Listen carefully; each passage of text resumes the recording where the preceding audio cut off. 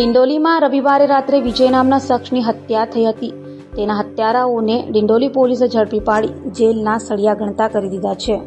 પરપ્રાંતિયોથી ખતબત્તા એવા લીંબાડ ડિંડોલી વિસ્તારમાં રોજ સવાર પડેને કોઈને કોઈ હત્યા કે પછી હત્યાની કોશિશના બનાવ બને છે. ત્યારે ડિંડોલીના નવા ગામ ગાયત્રી નગર પાસે વિજય નામના ઈસમે સરાઝાહેર ચપ્પુના ઘા મારી હત્યા કરાઈ હતી. અગાઉ કૈલાશ ઉર્ફે કાલુની હત્યામાં વિજય સંડોવાયેલ હતો અને હત્યારા સોનુ ઉર્ફે બંટી, રવિન્દ્ર કોડી તેમજ 2 કિશોરને ઝડપી પાડ્યા છે. હત્યા વાહન નજીકમાંથી હંકારી કટ મારતા થયેલ બોલાચાલીમાં કરી હોવાની કબૂલાત કરી છે.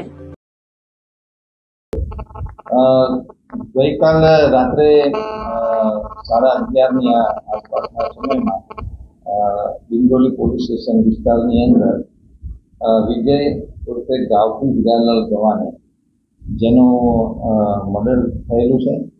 આ ગુનામાં કામે સોનુ ઉર્ફે બંટી જે મુખ્ય આરોપી છે અને તેની સાથે કાયદાના સંઘર્ષમાં રહેલા 2 બાળકો એ પણ આની સાથે સામ્રતાએ 3ની અત્યારે પોલીસે અટક કરેલી છે અને કાયદેસરની કાર્યવાહી ચાલુ છે.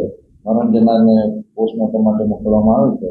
ફરિયાદને પ્રાપ્ત કરી તાત્કાલિક આરોપીને અટક કરી એ લોકોની પોલીસ કસ્ટડી રિમાન્ડ લેવામાં આવશે.